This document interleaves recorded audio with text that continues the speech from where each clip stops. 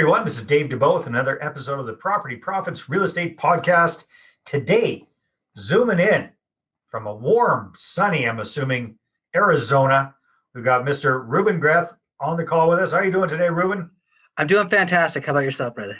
I am doing very, very well. So Ruben is a very accomplished real estate entrepreneur. He's a multifamily syndicator. We're going to find out exactly what the heck syndication is all about. And the way I first met Ruben was because he hosts an amazing podcast, which you can see by that sharp-looking logo right behind him there, the Capital Raiser Show. So I had the pleasure of being interviewed by Ruben a little while ago, and he's such a smart guy. I definitely wanted to get him on my show and have him share some of his experience and learning around raising capital. So Ruben, it's a real pleasure to have you here today. It was a lot of fun having you on my show. Thank you for having me. Can't wait to dive into a variety of topics. Perfect. So you've got this podcast. I love the title says it all, Capital Raiser Show. That's pretty much as laser focused as you can get there. But why don't you tell us a little bit about your journey when it comes to real estate and raising money and what you're actively doing in that space right now? Okay, so starts with my dad planting a seed that real estate investing was the way that he made his money. So he was a doctor, brigadier corporal in the military, and a politician. But he told me before he passed when I was very young. So when I was 7 years old. Oh, wow. And I remember thinking, like, I want to be exactly like this guy. So he used to have these big parties and he played his mariachi music. And, at some point in life, I studied chemistry. I had big parties. And I didn't have the real estate yet. And I was graduating from college, trying to figure out, how do I get into this? I don't think I want to be a doctor like him, but he told me, be a real estate investor. So I joined a group, an investment group that taught like 30 or 40 different house strategies. But one of their classes was multifamily. And I was very intrigued by the scalability, by the generational wealth, by the amount of money, by the additional mathematics and formulas that people were using to create wealth in that sector of real estate. And I had a meetup at the time, and there was this dude from San Diego that showed up one day, and he was buying a bunch of fourplexes. And I convinced him to let me follow him around to his projects and show me exactly what he was doing. So I'd film him, I'd put it on YouTube. He would explain how we would find the property, how we would finance it, what we were doing to raise the capital, and how we were going to rehab it and tenant occupy it and put it back on the market and do it in a very aggressive timescale within 15 days. And this is right after the crash. So we were doing it right at the best time that there ever was for investing in real estate, where you could buy properties, multifamily properties, for about $20,000 a unit, which sounds crazy today. But so from this process of me starting what I didn't realize was a thought leadership program or platform, I was basically interviewing him on my videos, putting them on YouTube, and then people would fly into town. We would have lunch with them. It was a very slow courting process. We never offered anybody any money or any financial returns, but we said, hey, if you're interested in multifamily in Phoenix, come check us out. Come talk to us. We'll teach you how to do it, or we'll, let you participate in potentially, doing business with us. So we would take them to the properties. For whatever reason, it was magical to people. They could like touch it, right? So they could feel the concrete or whatever. We really loved brick buildings.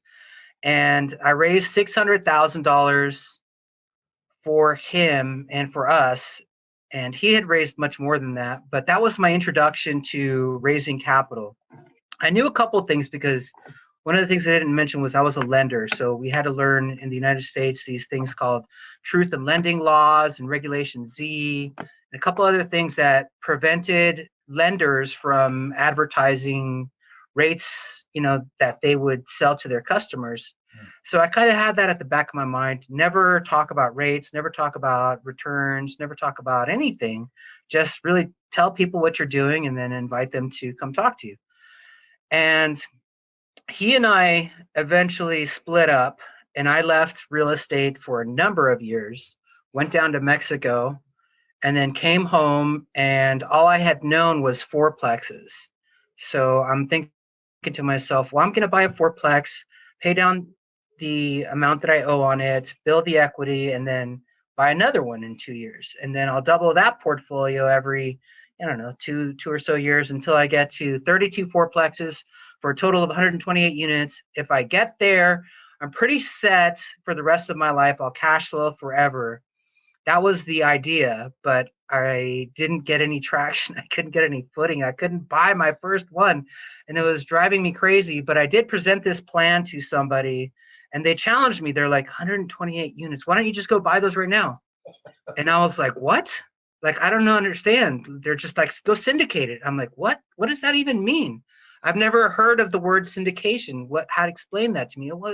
He explained to me that apartment investors are not these really rich people. They're essentially average Joes that team up with other partners and buy apartment complexes. The majority of syndications, whether we're talking multifamily or hotels or casinos or baseball teams or whatever business, high-rise, downtown offices, they're all syndicated by pretty much average people that, there's an operator, and then they gather a pool of investors and they team together and then purchase these large assets as a team, not individually.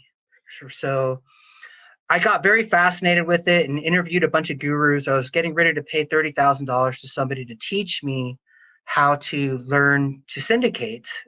And I asked my broker. At the time, I had hung my license with the same person that sold me all the multifamilies back during the crash.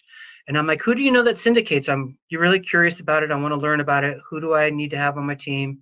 He's like, well, I sold this $5 million property to Bakerson last year. I'm like, can you put me, I've heard of those guys, put me into a meeting with them. I'd like to ask them, who do I need on my team? I get them into a meeting, and almost immediately they turned it around on me, and they're just like, well, syndication, why do you care about syndication? Why do you want to do this? I'm like, well, I used to raise capital back in the day. I see multifamily as a great avenue for creating generational wealth, for providing properties for my bloodline, and for helping a lot of people make money. And they're like, oh, that's very interesting. And I told them I used to raise capital on social media back in the day, and they're like, wait, what? Hold on, go back. You know how to raise capital on social media? I'm like, well, I don't know. I used to do it back in the day. They're like, can you do that for me? Can you do that for us? I'm like, well, I can try. So that was the inception. They brought me on board, and I started the Capital Raisers Show because I figured, hey, if these guys are bringing me on to raise capital, then I might as well start a show on it so that I can learn how to do it as best as I can and interview these people.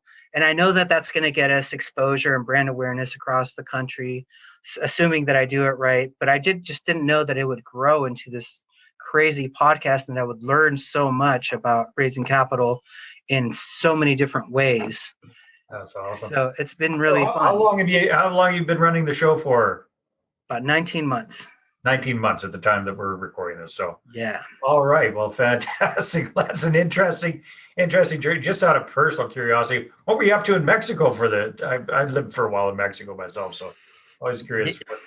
Yeah. So what I didn't mention, but like after I broke up with my real estate partner, I ended up crawling back to corporate America, and I was behind a desk for about a year before eventually I couldn't handle it anymore. So I quit one day, and I had my car packed, and I was listening to my gut intuition, and one day it's just like, go. So I took off, and my idea was to camp down with my dogs on the beaches all along the Pacific coast until I got to about Acapulco, and at which point I would turn east and go towards the Caribbean. Wow. And I did. I would basically camp with my dogs every 2 hours. We'd stop at a beach, stay there for a day, and eventually I got to Acapulco, and I was drinking a beer on the beach. Eventually, my beer was done, so I went back to the Circle K. Over there, they're called Oxos. Yeah. And I grabbed a couple beers, was sitting on the sidewalk with my dogs, just kicking back, and this really beautiful girl comes out, and she's very finely dressed. And I'm like, what are you doing? We're on the beach. Why are you dressed so nice? She's like, oh, I'm coming out of a network marketing meeting. Turns out she became my wife over time. So I was talking to her about coaching. I'm like, you're in network marketing? That probably means you have to have a coach. Do you have a coach? She's like, yeah, I have a coach. I'm like, well, that's just amazing. And I elevated her and kind of put her on a pedestal for challenging herself. And that's how I won her heart, was by telling her that I was really proud of her, even though I didn't know her. And the rest was history. Eventually, we made it back to the United States. Oh, I guess I should say I stopped in Playa del Carmen for about 10 months. Amazing part of the world there, what I refer to as the Mexican Caribbean, or the Riviera Maya is another term for it. They have all these freshwater cenotes, which are like these pools of caves where you go swimming in fresh water, and you can scuba dive even and get lost in these caves. Or then you can get on the beach where all the Corona commercials are filmed, and there's all these theme parks everywhere. It's just an amazing part of the world. Highly recommend it. Well, it sounds like you had a nice little, a very nice hiatus there. Yes, 100%. All right. Well, let's get back to the raising capital stuff, Ruben. So you told us a little bit about your journey, and it sounds like, you've seen people do it right and you've seen people do it wrong. What are some of the biggest, dumbest mistakes you see people making when they first get started with raising capital? And then kind of tied in there with that is, what's the difference between the way you started raising capital and syndication? Those are both really good questions. You can screw it up both in the old way that I used to raise capital and the new way. And part of that is to violate securities law, right? So you're telling people, hey, come participate in my deal. That can send you to jail very easily, unless you have an exemption that allows for that, which is an advertising exemption referred to as Regulation D506C. But for the most part, these crowdfunding rules didn't exist prior to just a few years back. I think they came up with them in 2012, 2013. But that's a big part of it. Some of the other mistakes is that, I think the biggest one, the most obvious one, is people they think that if they have the right deal, the money will come. And I think for small deals, like under 100,000 or maybe under 200,000, you can get away with that. But once you start moving into the world of bigger deals or even syndicated deals, that no longer is the case, because people need to know, like, and trust you. They need to understand why you're interested in multifamily. They have to have a connection with you. They have to understand what it feels like to be in a deal with you. And then once those parts have been established, then you can present them with the deal. If you try to present them with a deal without having those, the connections, the know, like, and trust, the understanding of multifamily, the understanding of what it's like to invest with you, you try and get people through all of those steps after you have the deal, it's very challenging and an uphill battle. That's probably the biggest problem. Another problem would be that people are not staying up to date with technology. So a lot of these high-level multifamily people, they have investor management portals where people can access information. They have automation, so people receive emails and updates and constant communication. And then there's these old school people that are just like not interested, or for whatever reason they have resistance to becoming to adapting to technology. And I think they're falling behind, particularly on the social media side. I think a lot of people, they don't have that social media presence, and that can be a problem, because now people, their own investors, are going with people that are on social media, and they're no longer able to raise capital from the same pool of investors that they've raised capital from before. So those are some of the big mistakes, I think. So, well, that brings up another question for me here, Ruben, and that is, again, slightly different. The people I tend to work with are what I call mom and pop investors, who are just getting started with raising capital, and we always recommend focus on the people you already have that pre-existing relationship with. That's a place to start. But once you kind of tap that out, and you're looking to expand your network of prospective investors, In your opinion, in your experience, and after the gazillion people you've interviewed about this, what is the best way to use social media for raising capital without going to jail? Yeah, so planting seeds and making friends. Honestly, that's all it is, really. I mean, there's stuff that we talk about on my show about keeping investor warms in between deals and like all these strategies and automations and creating an emotional website. And at the end of the day, really, there's plenty of people that raise capital without any social media presence. And they do this by just connecting with the right people. So my biggest advice and what I define capital raising is, I mean, besides the nurturing of the investors and keeping them fresh, I think really what capital raising boils down to is the same thing that creates success in any business, which is just meeting people, right? So if nobody knows about your business, you can't help them. So that's the biggest part of the know, like, and trust triangle. So people, if you survey people, what's more important? Is it like? Is it trust? Is it know? People will be like, well, I'll never invest with anybody if I don't trust them. And other people will be like, I have to like them or else I'll never invest. But the bottom line is you can never like or trust anybody if you don't know them. So then I think a lot of people get stuck on how do I convert 2 out of 10 people into my investment versus 1 out of 10. And really what they should be asking is how do I get in front of 10,000 people? Right. So that's the idea, is like network like crazy. I think that's right. Because it goes in that order. It's first of all, know, then like, then trust. Like there's no, you can't really skip any of those. You can't skip ahead to anything. They got to know you, then they got to like you, then you got to work on that trust. So yeah, the more people you get to know you, then you can move them along that process. So personal curiosity here, Ruben, for you guys, with your company, how does your process work? How does it work with Bakerson? How does the whole platform of your capital show kind of help all of that go along? How does that work for you guys? Yeah, so none of that stuff existed when I showed up at Bakerson 19 months ago. So Yeah. they didn't have a platform, they didn't have communication. They had transitioned from wholesaling houses to wholesaling multifamily to syndicating multifamily, and they had brought some of their investors, and like you said, they tapped out their friends and family network. And they're like, okay, so we'll just do this 506c.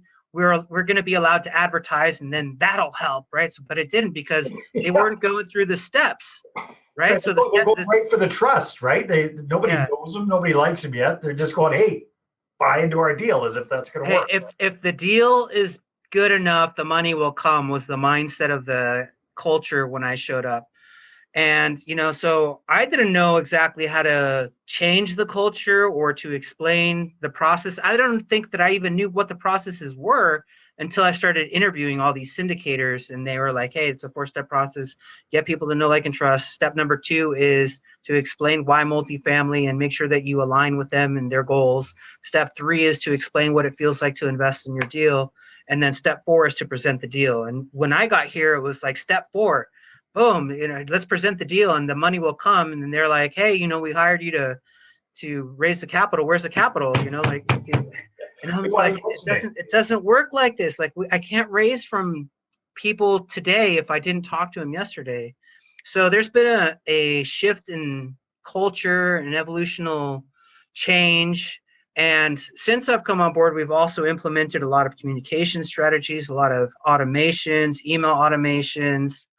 And let's see, so we got this investor management portal, which we've never used. It's called Syndication Pro. It's been fantastic. And then, like, because of the platform, the other part is like the K, right? The know. Mm-hmm. So how do people know you? Well, you have to do a massive amount of networking, and preferably, I think the path of least resistance is to start a podcast much like yourself. So I commend you for doing that, because you start producing content and then people start to see you and then they can start to know you. And that's the first part of the KLT triangle, the investor triad. Yeah, beautiful. I love it, my friend. I love it. Time flies when we're having fun. Yeah. I talk about this and just it goes so fast, right? So well, yeah, I do this especially all because day long. I got a short podcast too. So there's a method to my madness. That means we get to circle back and revisit this in a few months and have another nice, wonderful conversation. So That'd you be guys, awesome. obviously, if you want to find out more about Ruben and what he's up to, check out his podcast. It's amazing. Capital Raiser Show. It's right there behind him. CapitalRaiserShow.com. If people want to find out, connect with you some other way, is there anything else you suggest they do, Ruben? So LinkedIn, and here's a tip for all the listeners: put your contact information in your LinkedIn profile, your phone number, your Calendly link. Find me on LinkedIn, but you can find me on all social medias. My handle on Instagram is @CapitalRaiser. You can find me on Facebook. You can find me on my website, bakerson.com or capitalraisershow.com, or just whatever your favorite podcast platform is, Apple Podcasts or whatever. You can find me on there. I'm on Pandora now too. So all over the place. Yeah. Excellent. Ruben, it's been a lot of fun. Thank you very, very much, my friend. I appreciate you spending some time here with us today and giving us some good tips and insights about raising capital. Thank you so much. Yeah, you're awesome, Dave. Thanks for having me on. My pleasure. All right, everybody. Take care, and we'll talk to you on the next episode. Peace. Well, hey there. Thanks for tuning into the Property Profits Podcast. If you like this episode, that's great. Please go ahead and subscribe on iTunes. Give us a good review. That'd be awesome. I appreciate that. And if you're looking to attract investors and raise capital for your deals, then I'm going to invite you to get a complimentary copy of my newest book, right back there. There it is. The Money Partner Formula. You can get a PDF version at investorattractionbook.com. Again, investorattractionbook.com. Take care.